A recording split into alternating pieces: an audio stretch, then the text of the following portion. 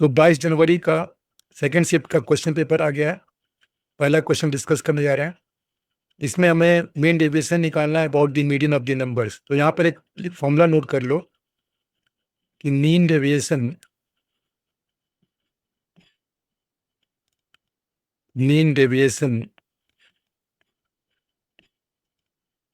about the median about the median, या अगर mean deviation about the mean भी निकालना है, दोनों के लिए फॉर्मूला सेम ही रहता है।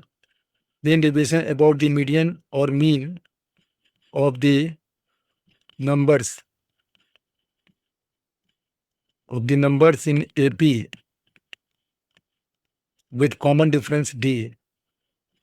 कॉमन डिफरेंस को C डॉट D डॉट लिख रहा है, with common difference equal to D का फॉर्मूला बनता है n times mod of D upon 4। ये फॉर्मूला कब बनता है? जब n equal to even number of terms है, इवन नंबर ऑफ टर्म्स। और दूसरा फॉर्मूला बनता है n square minus 1 mod D upon 4n। ये कब बनता है? जब n जो है odd number of terms in AP है, odd number of terms in AP। तो यहाँ पर यहाँ पे जो क्वेश्चन दे रखा है उसमें 1000 K तक जा रहा है, K2K। तो यहाँ पर देख सकते हैं कि जो नंबर्स हैं वो AP में है और नंबर ऑफ टर्म्स यहाँ पे 1000 है, जो कि एक इवन नंबर है। तो यहाँ पर बेसिकली लगाएंगे formula n of mod D upon 4, और ये दे रखा है कितने के बराबर? 500 के बराबर दे रखा है। तो हमें बोल रहा है कि K स्क्वायर की वैल्यू क्या होगी। ठीक है, अब फॉर्मूला पुट करेंगे, n में कितना आ जाएगा? n में आ जाएगा 1000, क्योंकि 1000 नंबर ऑफ टर्म्स है। और जो कॉमन डिफरेंस है, अगर हम देखें कॉमन डिफरेंस, तो K आ जाएगा। तो कॉमन डिफरेंस यानी कि D की वैल्यू K हो गई, तो मॉड ऑफ K आ गया upon 4, and this is equal to 500। ठीक है, और यहाँ से आंसर आने वाला है। तो मॉड के बराबर आ जाएगा 500 इंटू 4 डिवाइड बाई 1000। तो 500 से 2 बार और 2 से 2 आ गया। तो K स्क्वायर की वैल्यू कितनी हो जाएगी? 4।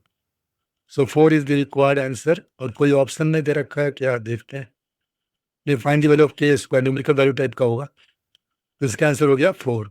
नेक्स्ट क्वेश्चन चलते हैं। तो क्वेश्चन 2 में क्या बोल रहा है कि अल्फा बीटा रूट्स है और mod of beta minus alpha का इंटरवल दे रखा है।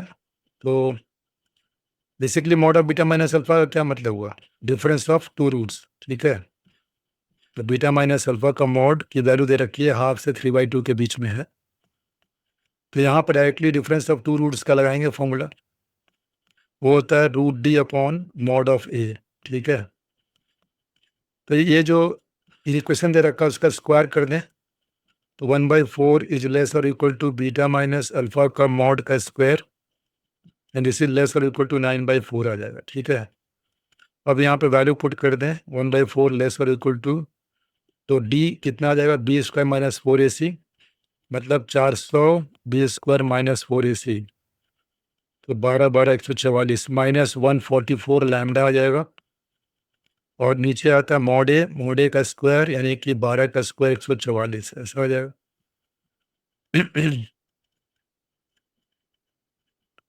ये आ गया। नो दिस इज लेस और इक्वल टू 9/4, ऐसा आ जाएगा। ठीक है, अब यहाँ पे 144 से मल्टीप्लाई कर लो थ्रू आउट, तो 36 इज लेस और इक्वल टू 400 माइनस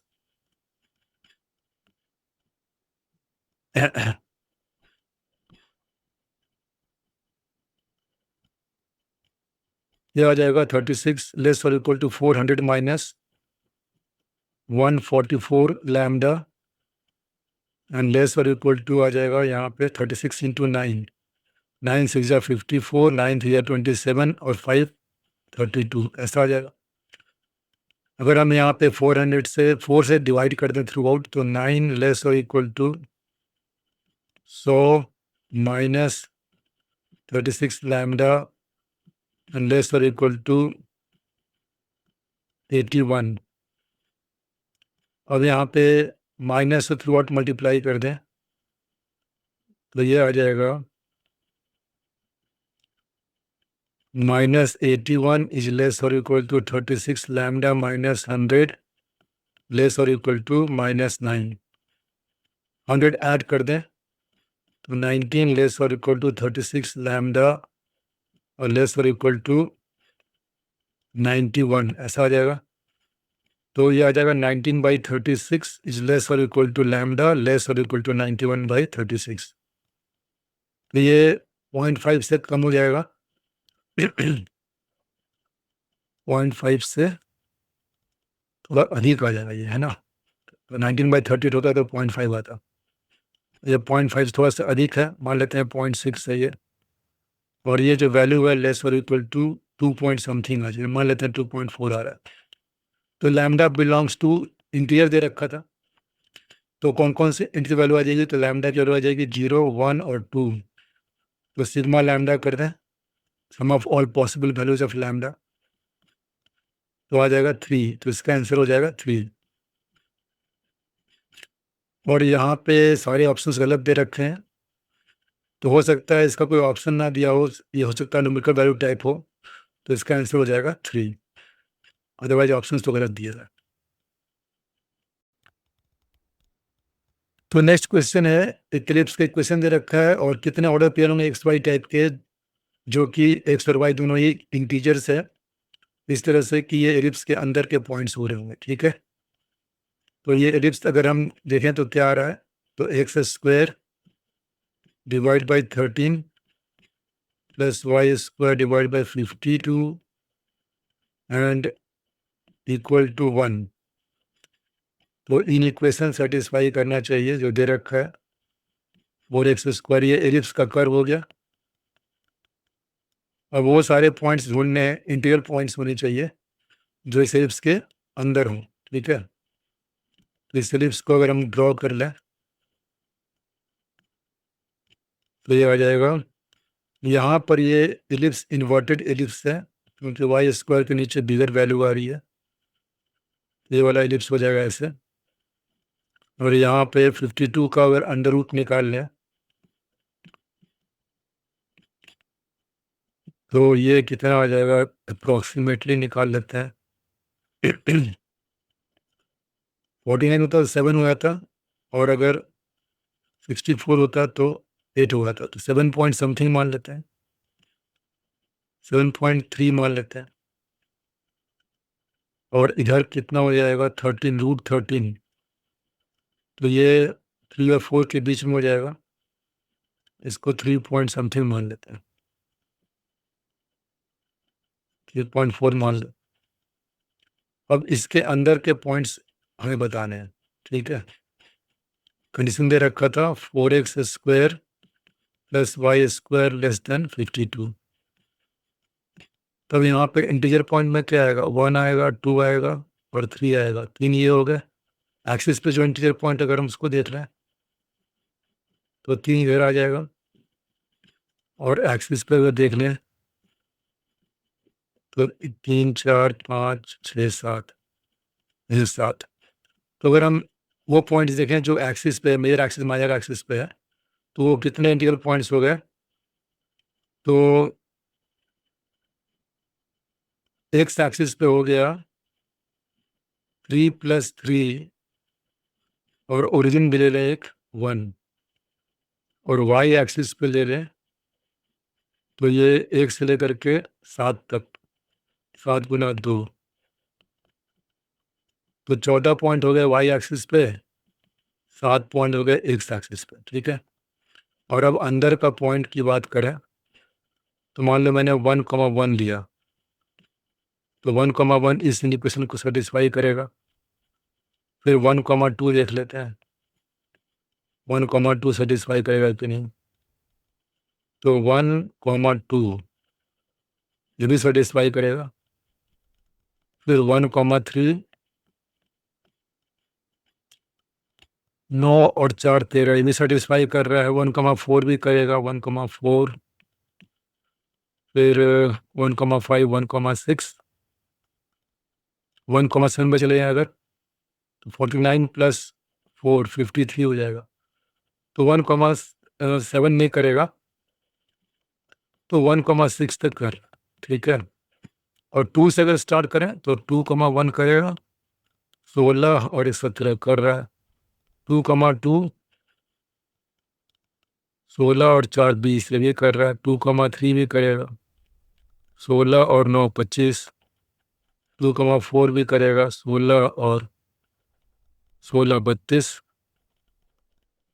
2,5 16 और 25, 25 और 16 41 वो भी करेगा। और 2,6 करेगा कि नहीं, 36 और 16, 36 और 16 एग्जैक्टली 52 हो जाएगा। तो 2,6 नहीं करेगा तो 2,5 तक जाएंगे। और अगर हम 3 से स्टार्ट करें तो क्या कौन सा सेटिस्फाई करेगा। 3,1 36 + 1 कर जाएगा। 3,2 36 और 4 40। 3,3 36 और 9 45 ये भी कर जाएगा। और 3,4 36 और 16 52। तो बस इतना ही करेगा। तो अगर हम फर्स्ट क्वाड्रेंट का पॉइंट काउंट करें तो 1 से 1,1 से लेकर 1,6 6 पॉइंट्स यहाँ आ गए। और 2,1 से 2,5 5 पॉइंट यहाँ आ गया, 6 5 11। और 3 पॉइंट यहाँ आ गया, ठीक है। 6 5 11, 11 3 14 पॉइंट ये हो गया। और 14 गुना 4 कर लो तो 14 गुना 4 ये हो जाएगा 56। 56 पॉइंट्स हो गए चारों क्वाड्रेंट के। और एक्सिस पे जो पॉइंट हो रहा था वो हो रहा था एक्स एक्सिस पे 7 और वाई एक्सिस पे 14, इंक्लूडिंग ओरिजिन भी हो गया। तो 14 7 21 और जोड़ लो 56 + 21। तो टोटल पॉइंट्स हो गया 56 + 21 कितना हो जाएगा 77। तो 77 इज द रिक्वायर्ड आंसर। ये कोई ऑप्शन वाला क्वेश्चन है कि न्यूमेरिकल टाइप है, ये भी लग रहा है न्यूमेरिकल टाइप ही है, ठीक है। तो नंबर ऑफ ऑर्डर पेयर्स कितने हो जाएंगे 77।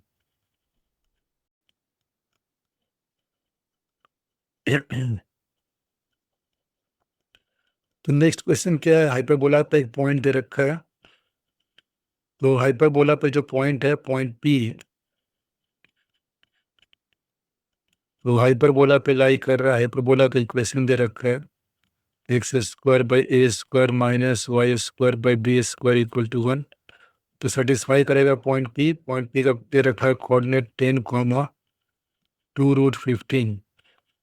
जब सेटिस्फाई कराएंगे तो आ जाएगा 100/a² -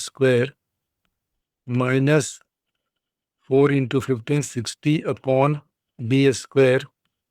this is equal to 1। और लेंथ ऑफ लेटेस्ट रेक्टम दे रखा है 8। तो 2 × b² / a = 8 दे रखा है, ठीक है। 2 × b² / a, तो b² / a = 8।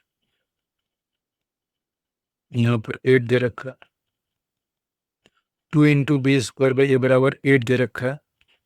तो यहाँ से आ गया b² = 4a, ठीक है भाई। 2 से 4 कट जाएगा तो b² बराबर कितना आ गया 4a। अब ऊपर वाले इक्वेशन में पुट कर देंगे b² की वैल्यू। ये बन जाएगा 100/b² - 60/4a = 1। 4 15 जा, ये आ गया।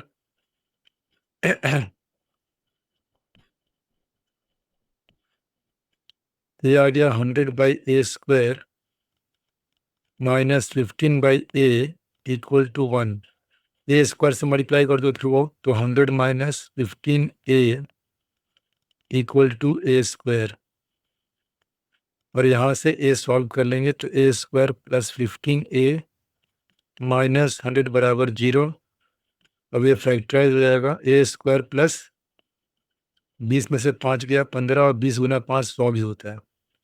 तो 20a - 5a - 100 = 0। तो a कॉमन a + 20 और -5 कॉमन a + 20। तो a की वैल्यू कितनी आ गई 5 आ गई। ये अगर 5 आ गया तो b² कितना था 4a। तो बी स्क्वायर आ गया 20। अब इसेंट्रिसिटी निकाल लेंगे यहाँ से, तो बी स्क्वायर बराबर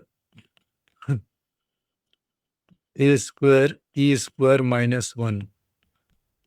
तो बी स्क्वायर कितना है 20 और ए स्क्वायर कितना हो जाएगा 25, ई स्क्वायर -1।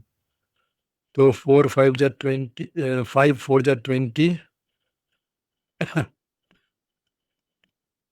और 5 5 जा 25, 4/5 बराबर ई स्क्वायर -1। यहाँ से 4 से काट लिया, 5 से काट लिया, 5 4 जा 20, 5 5 जा 25, 4/5 आ जाएगा। तो यहाँ से ई स्क्वायर की वैल्यू आ गई 9/5। तो यहाँ से इसेंट्रिसिटी आ गया 3/√5। अब क्वेश्चन क्या बोल रहा था कि हाइपरबोला पे एक पॉइंट पी के रखा था और इसके दो फोकस अगर S1 S2 है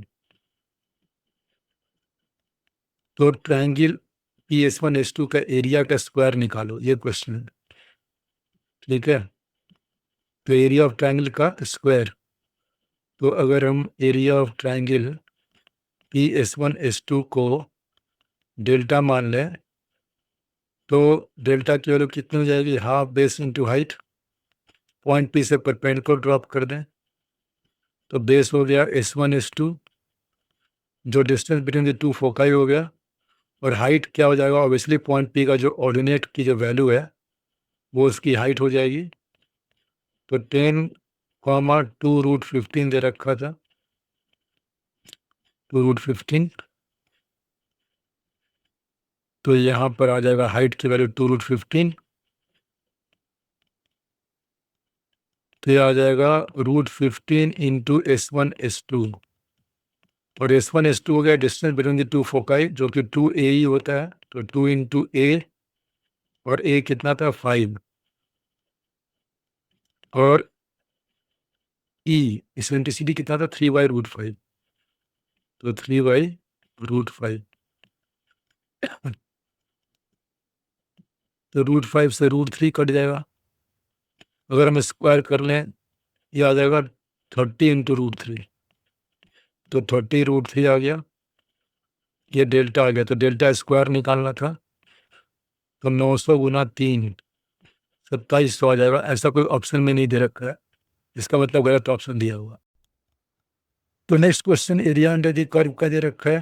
तो यहाँ पर एक सर्किल के अंदर का रीजन लेना है, सर्किल नहीं बेसिकली ये एलिप्स है। तो एलिप्स किस तरह का हो जाएगा, x²/2 + y²/8 इन्वर्टेड एलिप्स हो जाएगा ये इस तरह से, और इसकी इक्वेशन है x²/2 + y²/8 = 1, और पैराबोला y² = 4x लिया गया है। ये y² - 4x < 0, मतलब कि पैराबोला के अंदर का पॉइंट इस तरफ जाएगा और एलिप्स के भी अंदर का पॉइंट, तो दोनों कॉमन रीजन में क्या आ जाएगा, तो कॉमन रीजन में ये वाला आ जाएगा, क्रॉस मार्क्ड रीजन। अब ये वाला सिमेट्रिक है, तो ऊपर वाले का अगर एरिया निकाल लें तो उसका ट्वाइस कर देंगे। ठीक है, तो यहाँ से ये दोनों कर्व का हम पॉइंट ऑफ इंटरसेक्शन सॉल्व कर लें। ये कर्व का इक्वेशन 4x² + y², इसी इक्वेशन को सकते हैं 4x² + y² = 8। तो इस एलिप्स को सॉल्व कर लें पैराबोला के साथ, जो कि y² = 4x पैराबोला है। तो यहाँ से सॉल्व कर लें तो 4x² + y² की वैल्यू कितनी है 4x, 4x = 8। तो यहाँ से आ जाएगा 4 से डिवाइड कर दें तो x² + x - 2 = 0। अब आगे सॉल्व कर लें x² + 2x - x - 2 = 0, x x plus two minus one x plus two बराबर 0। तो एक्स की वैल्यू एक 1 आ जाएगी, दूसरी वैल्यू एक्स की आ जाएगी -2। वाई इसका 4x है, यानी एक्स नेगेटिव नहीं हो सकता है, तो ये रिजेक्ट हो जाएगा, यानी एक्स वैल्यू 1 हो जाएगी। तो एक्स इक्वल टू 1 के सामने वाई की वैल्यू आ जाएगी +-2। तो पॉइंट ऑफ इंटरसेक्शन का हो गया कोऑर्डिनेट 1,2 और दूसरा हो गया 1,-2। ये वाला पॉइंट हो गया 1,2 और ये वाला पॉइंट हो गया 1,-2। तो अगर मैं सिर्फ ऊपर वाले रीजन को, मतलब इस रीजन को अगर मैं मान लूँ A1 एरिया, तो टोटल एरिया आ जाएगा 2 टाइम्स A1। तो एरिया इक्वल टू लिख सकते हैं 2 इंटू A1, और A1 को लिखें हम लोग, तो A1 यहाँ पे पॉइंट ऑफ इंटरसेक्शन आ गया है ये वाला। तो यहाँ पे 2 स्ट्रिप लेना पड़ेगा, एक तो इसको फर्दर 2 पार्ट में बांट लेंगे, एक तो ये रेक्टेंगुलर स्ट्रिप यहाँ और फिर दूसरा रेक्टेंगुलर स्ट्रिप लेंगे यहाँ पर, ठीक है। और ये एलिप्स का पॉइंट ऑफ इंटरसेक्शन सॉल्व कर लेंगे एक्स एक्सिस के साथ। तो यहाँ पर y को 0 पुट कर देंगे, तो y 0 पुट करने से इसकी जो वैल्यू आ जाएगी वो आ जाएगी √2।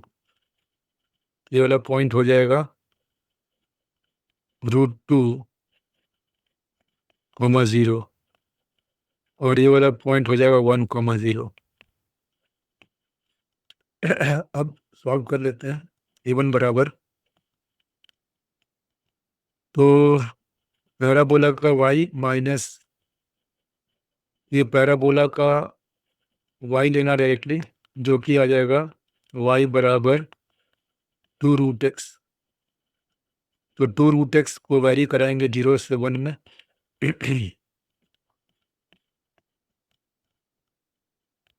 प्लस नेक्स्ट वाले में y टच कर रहा है एलिप्स के y को, तो एलिप्स का y आ जाएगा 8 - 4x² का अंडर रूट, 8 - 4x² का अंडर रूट dx, और ये वेरी करेगा 1 से लेकर के √2 तक।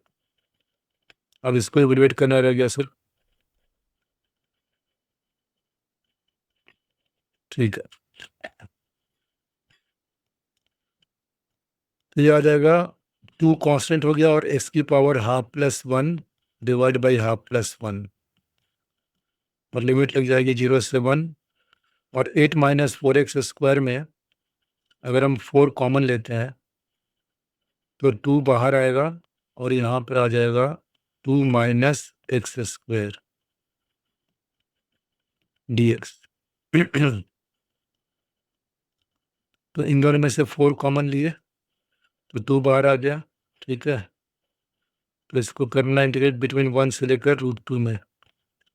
तो इसको सॉल्व कर लेते हैं। ½ + 1 कितना होता है 3/2, तो 2 इंटू 3/2 का उल्टा 2/3 इंटू एक्स की पावर 3/2, 0 से 1 2 बाहर आ जाएगा और ये बन गया √a² - x² का लगाएंगे फॉर्मूला।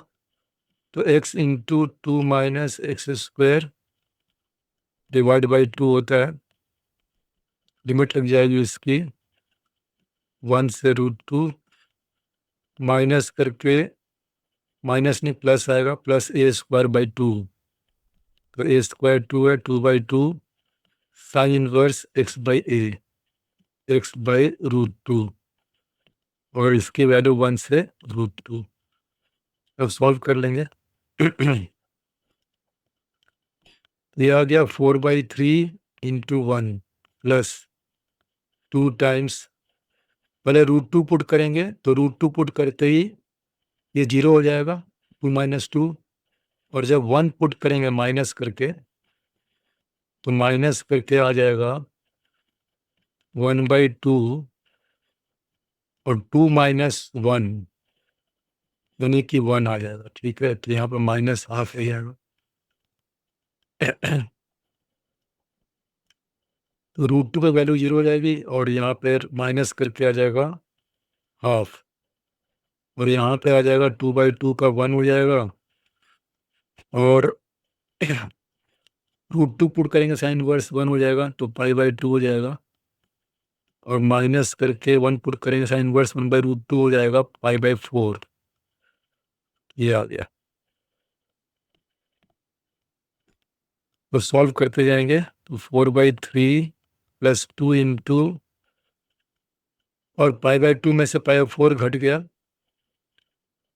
तो 0.5 में से 0.25 तो 0.25 बचेगा तो π/4 और माइनस का हाफ ऐसा आ जाएगा। इस 2 को अंदर ट्रांसफर कर दें तो π/2 - 1 हो जाएगा और 4/3 - 1 कर लें तो 1/3 + π/2 हो जाएगा। ठीक है, ये मेरा A1 एरिया आ गया। तो रिक्वायर्ड एरिया है 2 इंटू A1 तो रिक्वायर्ड एरिया ट्वाइस हो जाएगा इसका तो 2/3 + पाई हो जाएगा। तो पाई + 2/3 इज द रिक्वायर्ड आंसर। ऐसा कोई ऑप्शन है कि नहीं देख लेते हैं। पाई + 2/3 आंसर में है और कौन सा ऑप्शन में है? ये ऑप्शन सी हो जाएगा। तो इसका आंसर हो जाएगा ऑप्शन सी। तो इसका आंसर हो गया ऑप्शन सी। तो नेक्स्ट क्वेश्चन है एक कॉम्प्लेक्स नंबर पे बेस्ड क्वेश्चन है। एक इक्वेशन दे रखा है जो जेड सेटिस्फाई कर रहा है और फिर निकालना है जितने भी सॉल्यूशंस होंगे इसके उनका मॉड का स्क्वायर का सम। तो इक्वेशन है 4z² + z = 0। ठीक है, तो सारा जेड निकालना है और उनका मॉड का स्क्वायर का सम निकालना है। तो इस इक्वेशन से हम लोग लिख सकते हैं 4z² = -z बार। अब दो कॉम्प्लेक्स नंबर इक्वल है तो उनका मॉड भी इक्वल होगा। दोनों तरफ का मॉड ले लेंगे तो 4 टाइम्स मॉड जेड का स्क्वायर = -z बार का मॉड आ जाएगा। तो 4 times mod Z square mod Z हो जाएगा। ठीक है, क्योंकि चाहे तुम -z का मॉड लो, चाहे जेड बार का मॉड लो, चाहे -z बार का मॉड लो या जेड का मॉड लो, सभी मॉड इक्वल आएंगे। ठीक है, तो यहाँ से मॉड जेड की वैल्यू कितनी आ जाएगी? अब यहाँ पर कॉमन निकाल लो मॉड जेड, अंदर आ जाएगा 4 मॉड जेड -1 = 0। या तो मॉड जेड 0 हो रहा होगा या फिर मॉड जेड की वैल्यू 1/4 आ जाएगी। ठीक है, तो मॉड जेड बराबर 0 से एक ही कॉम्प्लेक्स नंबर आ सकता है, वो है जेड = 0। ठीक है, और मॉड जेड = 1/4 वाला कितना कॉम्प्लेक्स नंबर होगा? तो यहाँ से अगर हम स्क्वायर कर लें तो जेड बार दोनों तरफ का स्क्वायर कर लेंगे तो यहाँ पर 1/16 आ जाएगा। ठीक है, और अब जो इक्वेशन है तो यहाँ से हम लिख सकते हैं जेड बार की वैल्यू 1/16 अपॉन जेड। ये जो इक्वेशन था, इस इक्वेशन में जेड बार के वैल्यू पुट कर देंगे, ये इक्वेशन बन जाएगा 4z² = -1/16 टाइम्स जेड। यहाँ से आ जाएगा z³ बराबर -1/64। तो z³ लिख सकते हैं -1/64 की पावर 1/3 और इसको लिख सकते हैं -1 की पावर 1/3 इंटू 1/4। अब -1/3 की 3 वैल्यू होती है, एक -1, एक -ओमेगा और एक -ओमेगा²। तो जेड का जो 3 वैल्यू है वो क्या क्या आ जाएगा? -1/4, -1/4 ओमेगा और तीसरा वैल्यू आ जाएगा -1/4 ओमेगा²। ये वो कॉम्प्लेक्स नंबर है जिनका मॉड कितना हो जाएगा? 1/4। ठीक है, तो अब सारे मॉड का स्क्वायर का सम निकालो। तो मॉड जेड स्क्वायर ये निकालना है। तो पहला कॉम्प्लेक्स नंबर 0 था, 0 का मॉड का स्क्वायर तो 0 का स्क्वायर, सेकंड का मॉड 1/4 का स्क्वायर, तीसरे का भी मॉड 1/4 ही है तो उसका भी स्क्वायर कर लो तो 1/4 का स्क्वायर, और चौथा वाला का भी मॉड क्या होगा? 1/4 ही आएगा तो 1/4 का स्क्वायर, तो कितना आ गया भाई? 1/4 का स्क्वायर कितनी बार ऐड हुआ? 3 बार, तो 3/64 ये मेरा रिक्वायर्ड आंसर हो गया। ठीक है,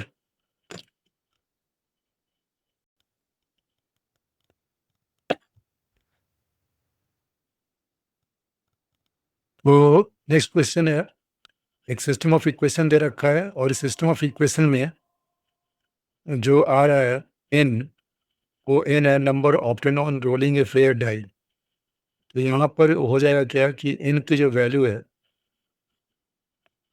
तो n क्या हो जाएगा 1 से लेकर के 6 तक, तो n की वैल्यू हो गई 1 से लेकर के 6 तक, और बोल रहा find the probability that the system has a unique solution.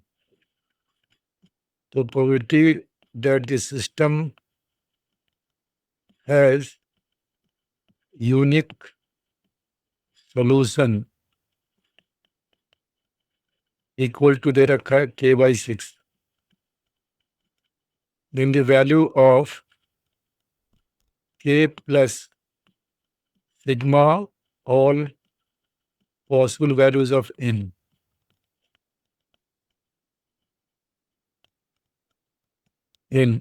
Equal to क्या होगा, ये क्वेश्चन है।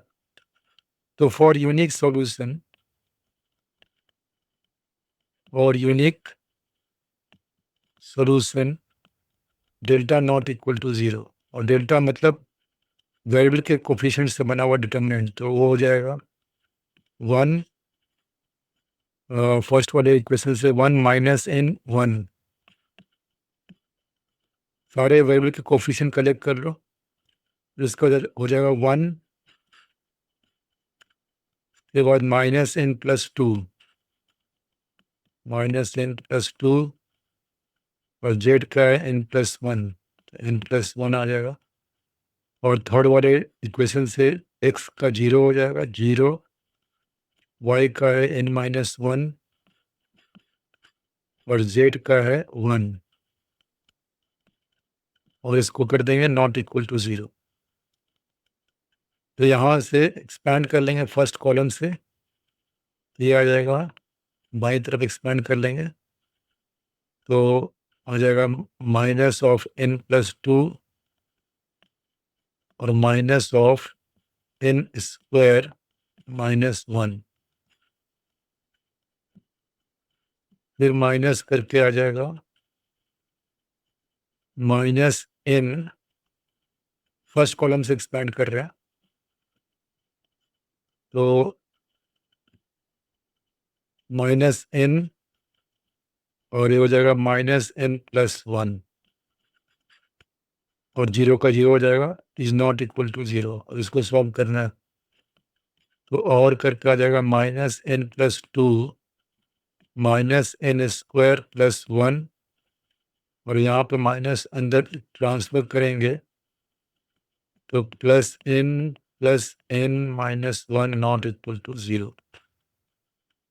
अब यहाँ से माइनस n से प्लस n कट गया और आ गया ये 1 से 1 भी कट गया, ठीक है, तो ये आ जाएगा माइनस से मल्टीप्लाई कर देंगे थ्रू आउट, तो n square minus n minus 2 not equal to 0, तो यहाँ से आ जाएगा n square minus 2n plus n minus 2 not equal to 0, n common n minus 2 और प्लस 1 कॉमन लेंगे n minus 2 not equal to 0, तो n not equal to minus 1 आएगा और and n not equal to 2 आएगा। तो minus 1 तो वैसे भी नहीं हो सकता है क्योंकि डाई पर जो फेस अपेयर होगा उसका माइनस 1 तो हो नहीं सकता, तो ये तो ऐसे रिजेक्ट हो जाएगा। और n नॉट इक्वल टू 2, तो n नॉट इक्वल टू 2 का मतलब हुआ कि 2 को छोड़ करके बाकी जो 5 वैल्यू आ रही है फेस पे 1 3 4 5 6 ये ले सकता है, ठीक है। So possible value of n हो जाएगा, पॉसिबल वैल्यूज ऑफ n हो जाएगा 1 3 4, 5 और 6, ठीक है। तो ये n की हो जाएगी पॉसिबल वैल्यूज और system as a unique solution k/6। तो 1 आएगा तब भी सॉल्यूशन होगा यूनिक। तो क्या हो जाएगा प्रोबेबिलिटी का value? System has unique solution, unique solution. तो 5 कैसे बनेगा? ढाई पर 1 आ सकता है तब भी यूनिक सॉल्यूशन होगा, 3 आ सकता है। तो चाहे 1 आए चाहे 3 आए, हर एक की प्रोबेबिलिटी सेम ही रहेगी। 1 आएगा फेस पे, उसकी प्रोबेबिलिटी 1/6, 3 आएगा उसकी प्रोबेबिलिटी भी 1/6। तो 1/6 बेसिकली कितना बार ऐड होगा? 5 टाइम्स।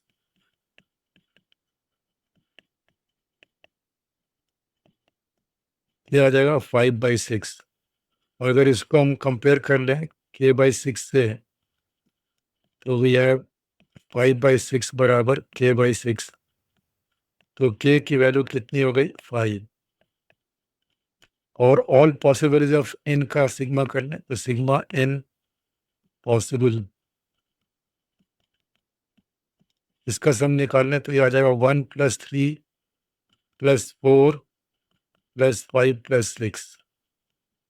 6 × 5 = 11, 4 × 15, 3 × 18 और 1 19। 6 × 5 = 11, 4 × 15, 3 × 18, 19 हो जाएगा। तो हमारा जो रिक्वायर्ड आंसर है हमें निकालना था k plus all possible values of n का आंसर आ जाएगा 19 + 5। तो रिक्वायर्ड आंसर हो जाएगा 19 + 5 यानी कि 24। ऑप्शन वाला क्वेश्चन है कि बिना ऑप्शन वाला? ऑप्शन वाला है, तो ऑप्शन डी इसका आंसर हो जाएगा। तो आंसर हो जाएगा इसका ऑप्शन डी। क्वेश्चन नंबर 8 में cos of alpha plus beta दे रखा है, sine of alpha minus beta दे रखा है, और साथ में अल्फा की वैल्यू 0 से π/3 में, बीटा 0 से π/4 है। मतलब अल्फा बीटा दोनों ही फर्स्ट क्वाड्रेंट के एंगल है और हमें निकालना है tan 2 अल्फा। तो हम देख सकते हैं यहाँ पे कि 2 अल्फा को अगर हम लिखें in terms of alpha plus beta and alpha minus beta, तो बेसिकली हो जाएगा tan of alpha plus beta plus alpha minus beta, ऐसा आ जाएगा। तो ये एक बहुत ईजी सा क्वेश्चन हो गया। तो यहाँ पर सीधा से एक्सपैंड कर देंगे इसको, तो ये हो जाएगा tan of alpha plus beta plus tan of alpha minus beta और 1 minus tan of alpha plus beta into tan of alpha minus beta, ये आ जाएगा। ठीक है, अब यहाँ पर दे रखा है sine of alpha plus beta. Sine of alpha plus beta कितना है? -1/10 है, -1/10। और sine of alpha minus beta 3/8 है। Sine of alpha minus beta 3/8 है। अल्फा 0 से π/3 में है, 0 less than alpha less than π/3, और बीटा है 0 से π/4 में, 0 less than beta less than π/4, ऐसा दे रखा है।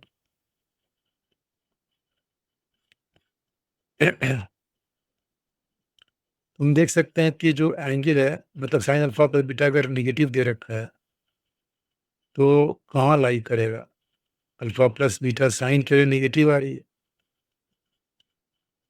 तो अगर तुम इन दोनों को एडअप कर दो, यहाँ से हम देख सकते हैं 0 less than alpha plus beta less then 60 degree, और ये कितना आ जाएगा? 45 डिग्री। 60 डिग्री प्लस 45 डिग्री, तो 105 डिग्री आ जाएगा ये।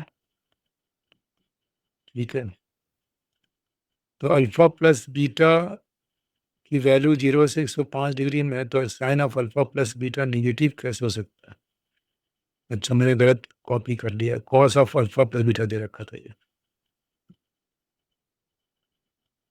यहाँ पे दे रखा था cos of alpha plus beta, और ये दे रखा था -1/10। हाँ, अब ये मीनिंगफुल बन रहा है।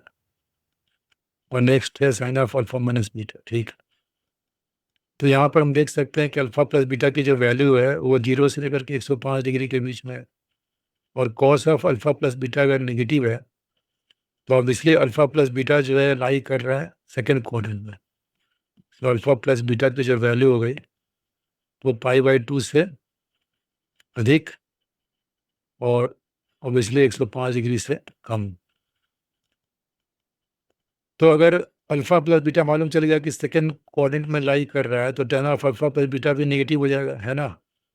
तो यहाँ से tan of alpha plus beta भी नेगेटिव हो जाएगा, तो इसके लिए निकाल लेंगे, माइनस साइन लगा देंगे। और कॉस अल्फा प्लस बीटा किसका रेशियो होता है? बेस अपॉन हाइपोटेन्यूज का। और tan किसका होता है? परपेंडिकुलर अपॉन बेस का। तो परपेंडिकुलर की वैल्यू कितनी आ जाएगी? 100 - 1, ये आ जाएगा परपेंडिकुलर का वैल्यू डिवाइड बाई E/B। तो परपेंडिकुलर हो गया ये, और बेस कितना था? 1 था। ये बेसिकली आ गया -√99 ऐसा आ गया, ठीक है। तो -√99 को क्या लिख सकते हैं? 9 × 11, तो 9 का क्या हो जाएगा? 3, तो -3√11 हो जाएगा, ठीक है भाई। अब अल्फा माइनस बीटा का देख लें, तो अगर यहाँ से हम लिख सकते हैं, अगर हम मल्टीप्लाई कर दें माइनस से इस इक्वेशन में, इस इक्वेशन में माइनस से मल्टीप्लाई कर दें, ये आ जाएगा 0, और चूंकि -1 से मल्टीप्लाई कर रहे हैं तो सारा इन इक्वेशन रिवर्स हो जाएगा, ठीक है। तो यहाँ से आ जाएगा -π/4 लेस देन -β लेस देन 0, ये आ जाएगा। तो माइनस बीटा लाई कर रहा है -π/4 से 0 के बीच में, और अब हम इन दोनों इन इक्वेशन को ऐड कर लेंगे। यहाँ से निकल के आ रहा है, ऐड करके -π/4 is less than alpha minus beta और लेस देन π/3, ऐसा आ जाएगा। तो अल्फा माइनस बीटा जो है वो फोर्थ में हो सकता है या फिर फर्स्ट में हो सकता है, और साइन अल्फा माइनस बीटा दे रखा है पॉजिटिव। तो इसका मतलब क्या हो गया कि अल्फा माइनस बीटा जो लाई कर रहा है इज इन फर्स्ट क्वाड्रेंट, ठीक है, फर्स्ट क्वाड्रेंट है। तो अगर alpha minus beta first quadrant में है तो tan of alpha minus beta ये पॉजिटिव क्वांटिटी हो जाएगा।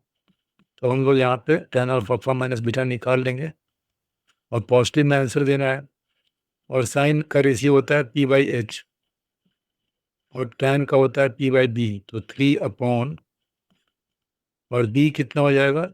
64 में से घटेगा 9, 64 - 9 का अंडर रूट, 64 - 9 का अंडर रूट, तो कितना आ जाएगा भाई? 55 का अंडर रूट आ जाएगा, ठीक है, ये आ गया। अब वैल्यू पुट कर देंगे तो आंसर आ जाएगा। तो tan 2 अल्फा बराबर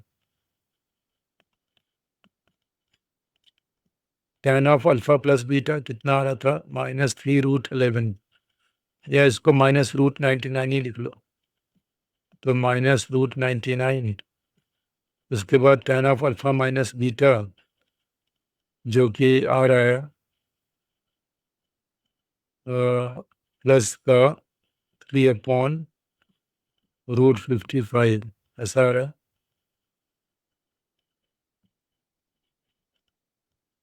और नीचे आ गया 1 माइनस और माइनस ऑफ माइनस प्लस का बन जाएगा ये √99 इंटू 3/√55, ऐसा बन जाएगा। तो ये आ जाएगा -√99 इंटू √55 प्लस का 3 और divide by √55 plus 3 into root 99। वो आगे कैलकुलेशन कर लेते हैं। तो ये आ जाएगा -3 इंटू रूट 11 और रूट 11 इंटू रूट 5 प्लस का 3 डिवाइड बाई, इसमें से रूट 11 कॉमन निकाल लेते हैं नीचे से, तो रूट 11 आ जाएगा और यहाँ पे रूट 5 आ जाएगा और प्लस का 9 आ जाएगा। तो ऊपर आ गया -33 प्लस -33 इंटू रूट 5 प्लस का 3 और नीचे आ जाएगा root 11 root 5 plus 9 plus root 5, ऐसा आ जाएगा।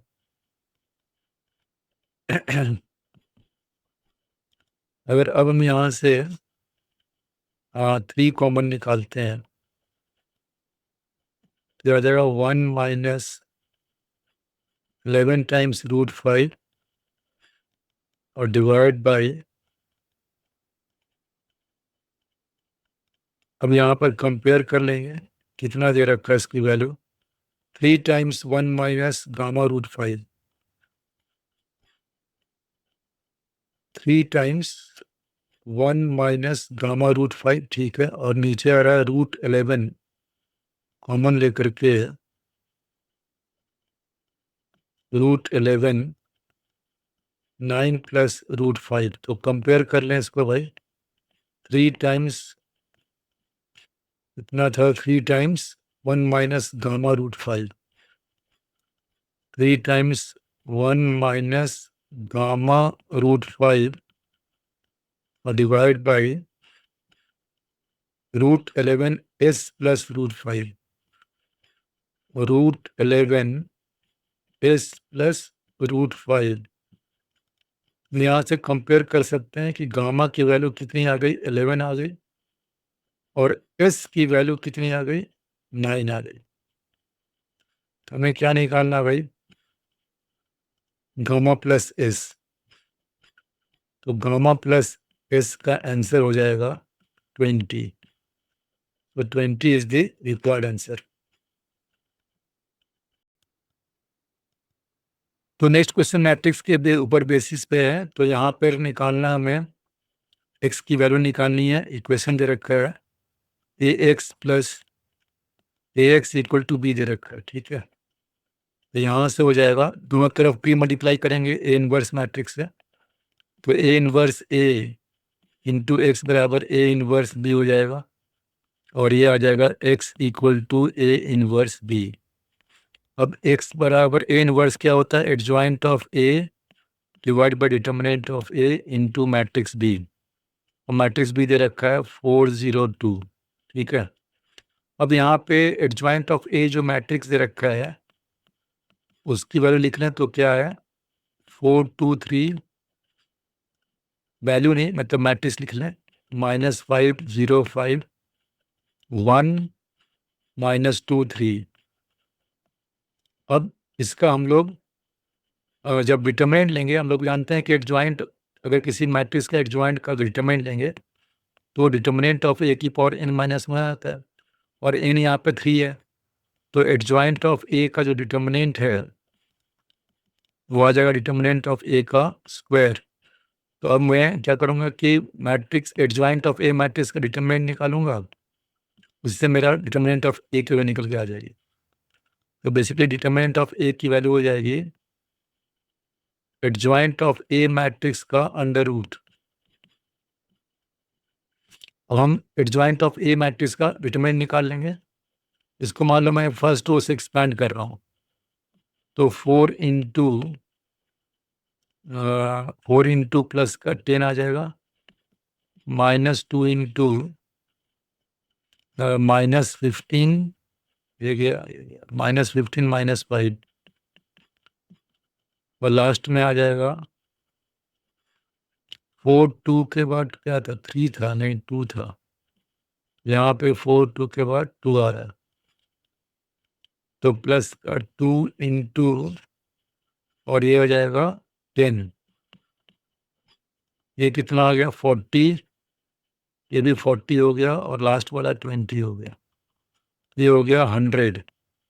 तो इसका मतलब डिटर्मिनेंट ऑफ ए की वैल्यू कितनी हो जाएगी 100 का अंडर रूट, यानी कि 10 हो जाएगा। ठीक है, तो डिटर्मिनेंट ऑफ ए हो गया है 10। अब हम एक्स निकाल लेंगे, तो एक्स बराबर adjoint of A, adjoint of A 1/10 करके आएगा, 1/10 इंटू एडजॉइंट ऑफ ए लिख लो 422 माइनस 505 और 1 माइनस 2 3, 1 माइनस 2 और 3, 1 माइनस 2 और 3 मल्टीप्लाइड बाई 402। अब मेरा एक्स निकलने वाला है, एक्स वाई जेड मैट्रिक्स बराबर 1/10 और यहाँ पे मल्टीप्लाई कर लेंगे, तो फर्स्ट रो फर्स्ट कॉलम 16 और 0 का 0 हो जाएगा, 2 इंटू 0 और 2 टू जा 4, फर्स्ट रो फर्स्ट कॉलम। फिर उसका second row first column -5 into 4 -20 और प्लस का 10 आ जाएगा। Third row first column 1 into 4 और -2 इंटू 0 और +3 इंटू 2 6, क्या आ जाएगा। So this is equal to हो जाएगा 1/10, यहाँ पर 20 आ गया, यहाँ पे -10 और यहाँ पे 10, ऐसा आ गया। ये हो जाएगा 2 -1 और 1, तो x की वैल्यू कितनी हो गई 2 हो गई, y की वैल्यू -1 और z की वैल्यू 1। अब क्या निकालना हम लोग को, x plus y plus z का मॉड, तो कितना हो जाएगा भाई x plus y plus z का मॉड, ये हो जाएगा 2 -1 + 1 का मॉड, यानी कि 3 इसका आंसर हो जाएगा। नहीं 2 इसका आंसर हो जाएगा, -1 + 1 कट जाएगा, इसका आंसर हो जाएगा 2।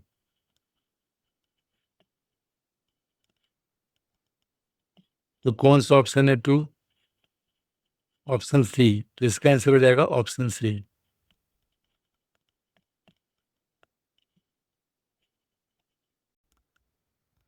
क्वेश्चन नंबर 10 में 2 स्टेटमेंट दे रखा है और चेक करना है कि कौन सा स्टेटमेंट सही है कौन सा गलत है। तो पहला स्टेटमेंट ले रहे हैं कि एक ट्रायंगल है जिसके 2 वर्टेक्स दे रखे हैं, तो ट्रायंगल ABC का 2 वर्टेक्स, एक ए है 5, -1 पे दूसरा बी है -2, 3 पे।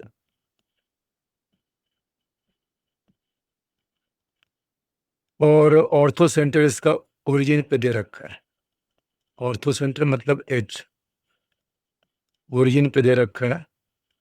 तो तीसरा वर्टेक्स बोल रहा है कि क्या -4 -7 होगा, मान लेते हैं सी तीसरा वर्टेक्स है, तो क्या ये -4 -7 होगा, ये चेक करना है। एक बना लेते हैं ट्रायंगल ए वर्टेक्स हो गया 5, -1, बी वर्टेक्स हो गया -2, 3 और ऑर्थो सेंटर दिखा देता है।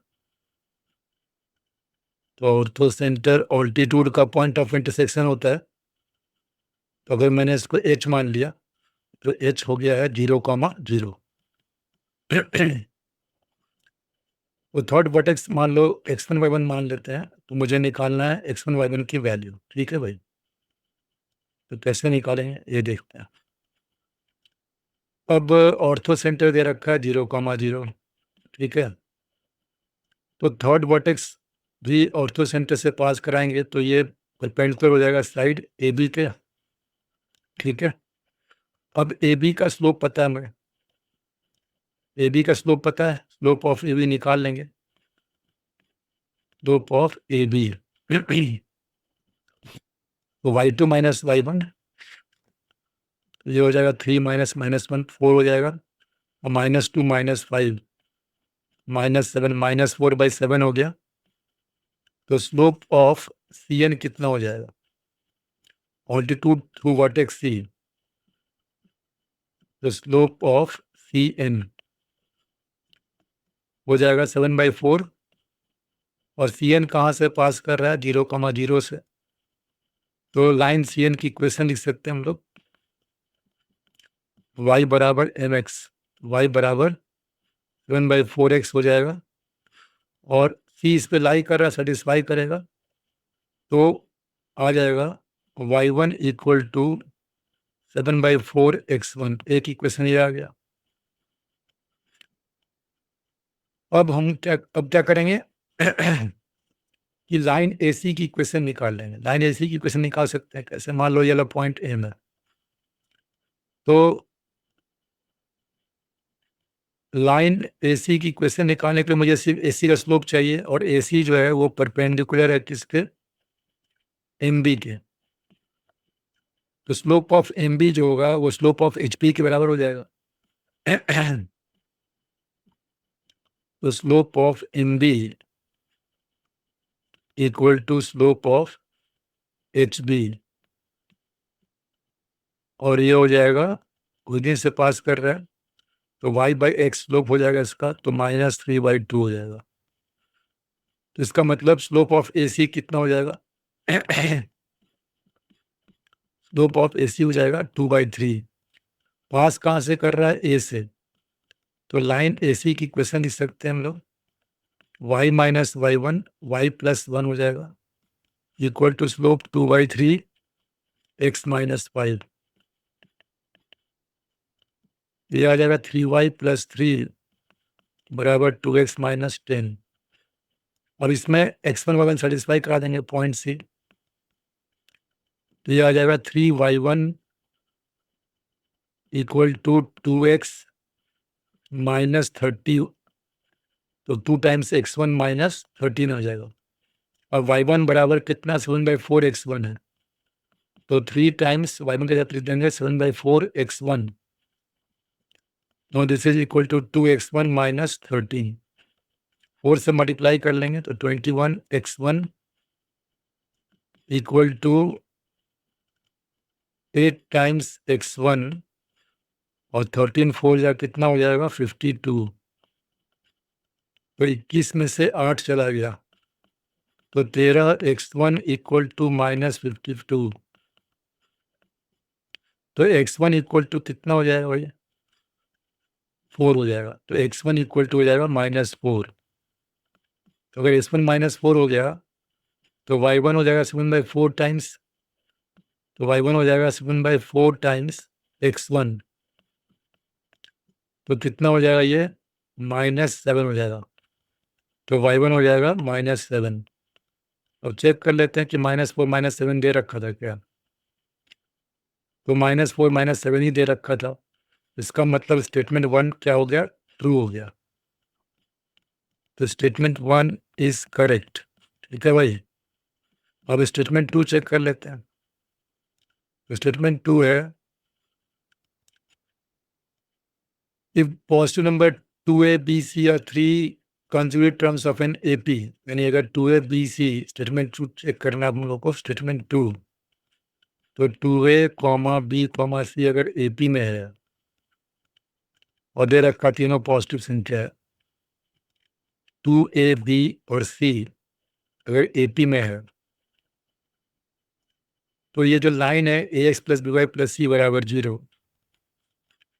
तो लाइन ax + by + c बराबर 0 फैमिली ऑफ कॉन्करेंट लाइंस हो जाएगा, और उनका जो पॉइंट ऑफ कॉन्करेंसी है उसके निकालने हैं कोऑर्डिनेट्स। तो यहाँ से हम लोग देख सकते हैं कि जो AP वाला कंडीशन दे रखा है उससे क्या निकलेगा? 2b बराबर बीच वाले का twice equal to sum of the extreme 2a + c, ऐसा आ जाएगा। तो यहाँ से c की वैल्यू निकाल सकते हैं हम लोग 2b - 2a। अब इस c की वैल्यू को इक्वेशन में जहाँ पर c आ रहा है उसमें पुट कर देंगे, तो लाइन की इक्वेशन बन जाएगी अब ax + by और c की जगह पे 2b माइनस 2a लिख लेंगे बराबर 0 हो जाएगा। ठीक है, अब यहाँ पर a और b वेरिएबल कलेक्ट कर लेंगे, तो a कलेक्ट करेंगे तो x माइनस 2 आ जाएगा और b कलेक्ट करेंगे तो यहाँ पे y प्लस 2 आ जाएगा। ठीक है, बराबर 0। ये बन गया lambda 1 L1 plus lambda 2 L2 बराबर 0 टाइप का इक्वेशन बन गया, जो इक्वेशन रिप्रेजेंट करता है फैमिली ऑफ कॉन्करेंट लाइंस का। मतलब ये बहुत सारी लाइंस का इक्वेशन है और सबकी सब लाइन एक ही पॉइंट से पास कर रही है। तो पॉइंट ऑफ कॉन्करेंसी क्या हो जाएगा, कौन से कौन पॉइंट से पास कर रहा है, तो पॉइंट ऑफ कॉन्करेंसी का जो कोऑर्डिनेट्स आएगा वो आ जाएगा इन दोनों इक्वेशन को सॉल्व करके x माइनस 2 बराबर 0 एंड y प्लस 2 बराबर 0। यानी पॉइंट ऑफ कॉन्करेंसी का आ गया कोऑर्डिनेट 2, चेक करते हैं कि कौन सा दे रखा है, and are concurrent at the point 2, तो ये भी सही हो गया, 2, आ रहा है मेरा भी, तो मतलब स्टेटमेंट 2 भी करेक्ट हो गया। तो स्टेटमेंट 2 इज ऑल्सो करेक्ट। तो कौन सा ऑप्शन हो जाएगा, दोनों स्टेटमेंट करेक्ट हो गए, तो both S1 and S2 are correct. इसका आंसर हो जाएगा ऑप्शन ए। तो इसका आंसर हो जाएगा ऑप्शन ए। ठीक है, नेक्स्ट क्वेश्चन स्टैटिस्टिक्स का है, जो कि आसान सा क्वेश्चन लग रहा है। इसमें बोल रहा है x1 x2 से लेकर के xn तक अगर n ऑब्जर्वेशंस है और इन ऑब्जर्वेशंस का वेरिएंस अगर इक्वल टू 5 है, देन द वेरिएंस ऑफ। अब क्या हो रहा है कि हर एक वेरिएट्स में 2 से मल्टीप्लाई कर रहे हैं। हमें पता है कि अगर हम हर एक वेरिएट्स में कांस्टेंट k से मल्टीप्लाई करेंगे तो जो नया ऑब्जर्वेशंस का जो वेरिएंस होगा वो k² इंटू वेरिएंस बन जाता है। मतलब और अगर हम ऐड करते हैं हर एक कांस्टेंट में, हर एक वेरिएट में अगर हम कोई कांस्टेंट ऐड करते हैं तो ऐड करने से कोई फर्क नहीं पड़ता है। ठीक है, तो इसका आंसर हो जाएगा सिंपली 2² इंटू 5। तो यहाँ पर वेरिएंस की वैल्यू हो जाएगी डायरेक्टली थ्योरी से 2² इंटू 5 यानी कि 20 हो जाएगा इसका डायरेक्ट आंसर। तो इसका हो जाएगा ऑप्शन सी।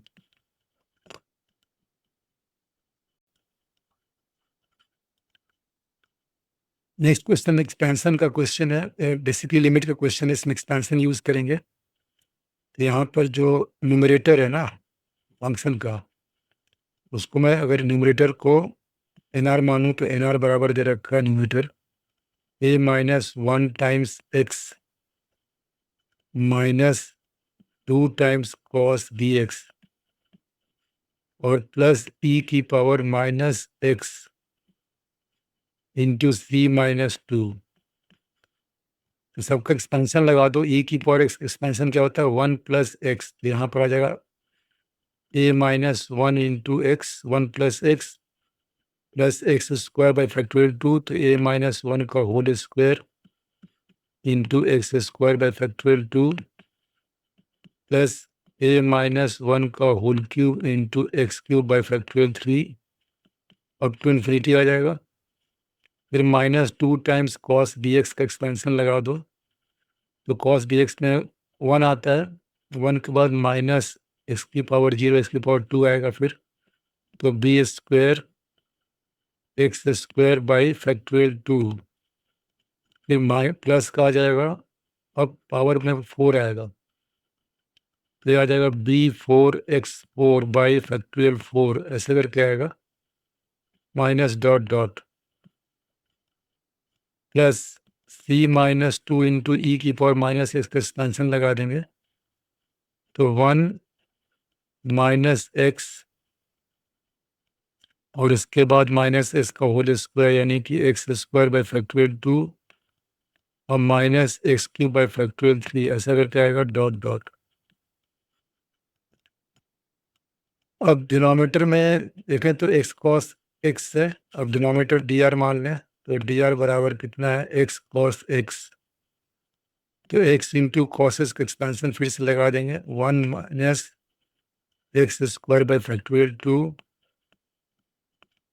प्लस एक्स की पावर 4 बाई फैक्टोरियल 4, ऐसा आ जाएगा माइनस डॉट डॉट और minus of ln of 1 plus x है, ln ऑफ 1 प्लस एक्स का एक्सपेंशन लगा देंगे, rin ऑफ 1 प्लस एक्स का एक्सपेंशन में आ जाएगा x minus x square by 2 plus x cube by 3 minus x की पावर 4/4 ऐसे करके आता जाएगा प्लस डॉट डॉट। इसमें फैक्टोरियल नहीं आता है डिनोमिनेटर में। तो भाई देखो डिनोमिनेटर से तुम कॉमन क्या ले सकते हो।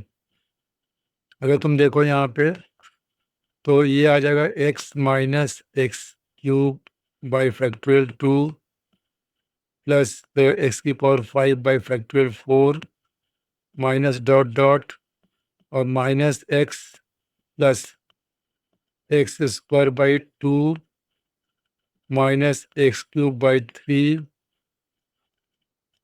और प्लस एक्स की पावर 4/4 और माइनस डॉट डॉट। हम देख सकते हैं कि एक्स से एक्स कट जाएगा तो डिनोमिनेटर से कॉमन क्या निकाल सकते हैं। हम देख सकते हैं कि डिनोमिनेटर से एक्स स्क्वायर कॉमन निकल सकता है।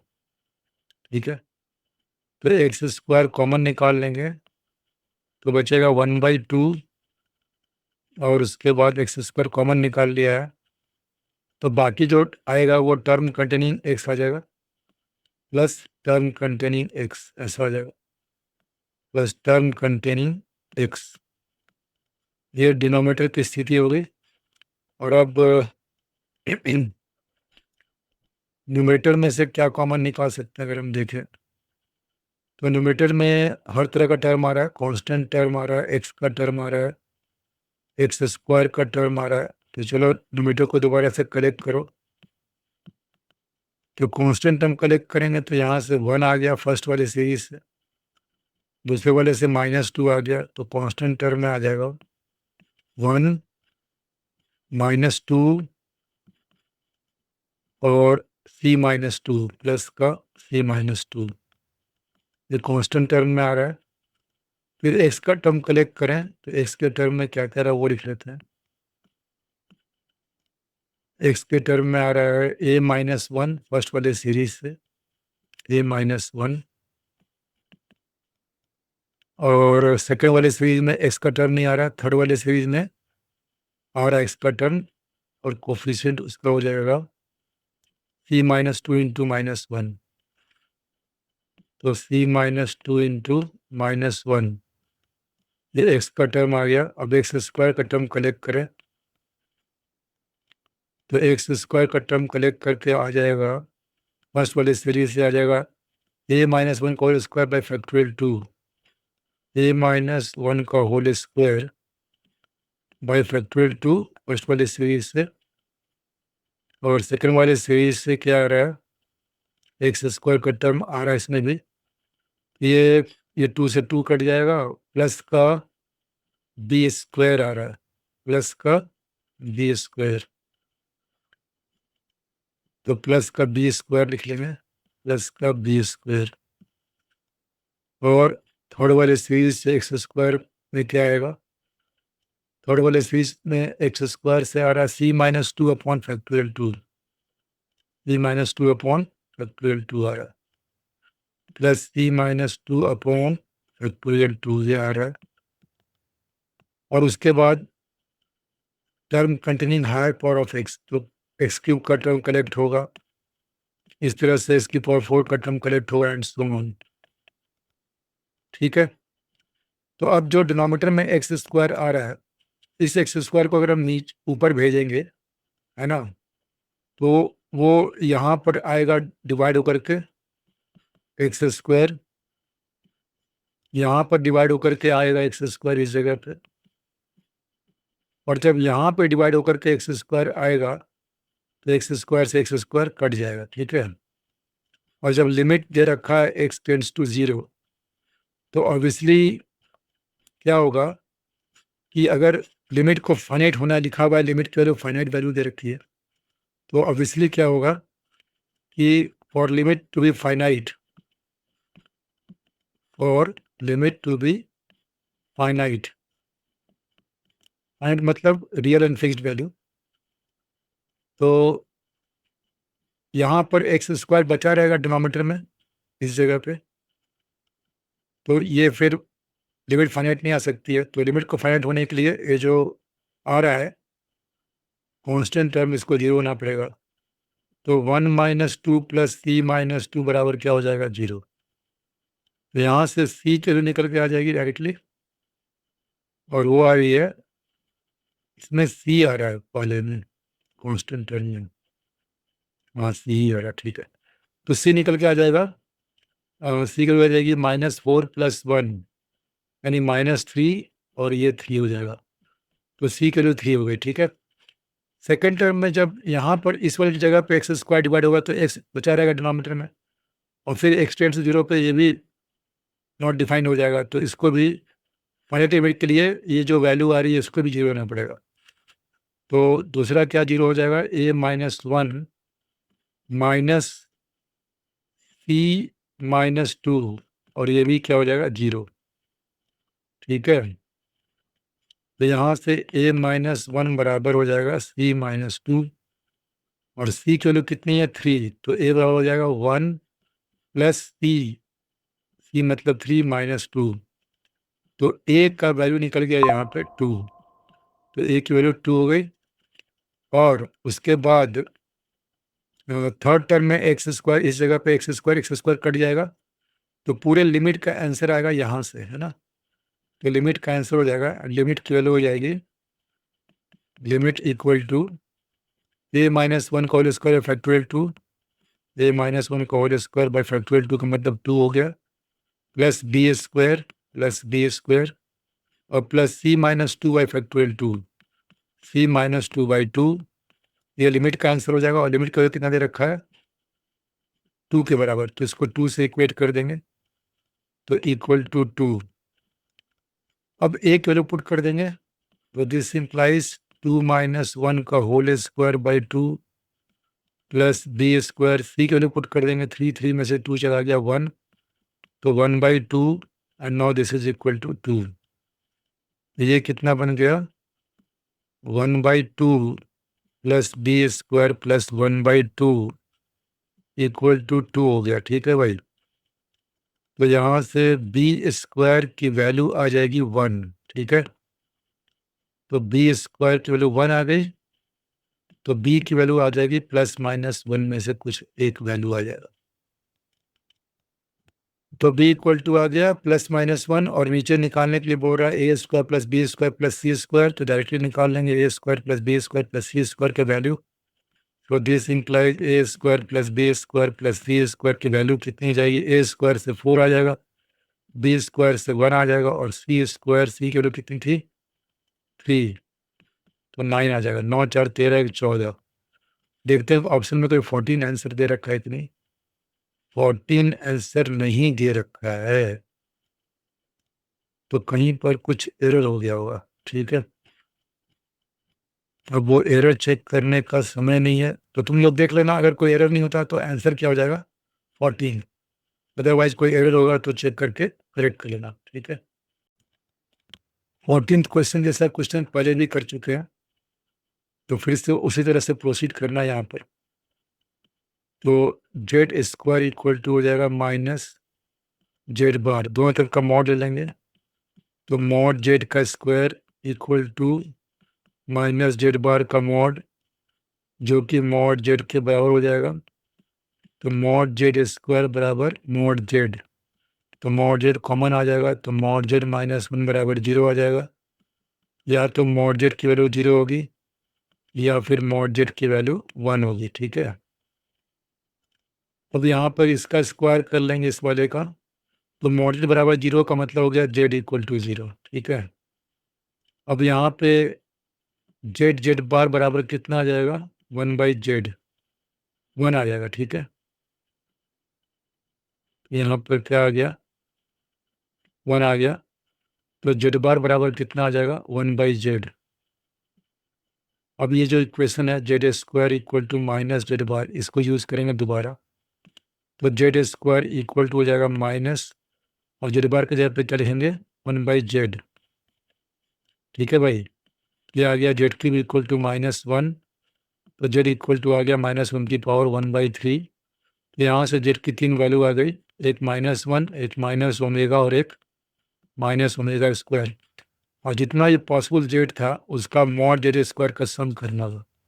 तो सिग्मा मॉड जेड स्क्वायर का सम, तो सबका मॉड कितना आएगा? 1 ही आएगा। तो 1 + 1 + 1। अब मॉड इसका मॉड करेंगे तो 1 का स्क्वायर करेंगे 1, माइनस ओमेगा का मॉड 1 इसका स्क्वायर करेंगे तो 1, और माइनस ओमेगा स्क्वायर का मॉड भी करेंगे तो 1 इसका स्क्वायर करेंगे तो 1, और 0 का मॉड का वैल्यू 0 होगा। तो अल्टीमेटली आंसर क्या आ गया? 3। तो 3 इज द रिक्वायर्ड आंसर, यानी कि ऑप्शन बी हो जाएगा इसका। तो आंसर हो जाएगा ऑप्शन बी।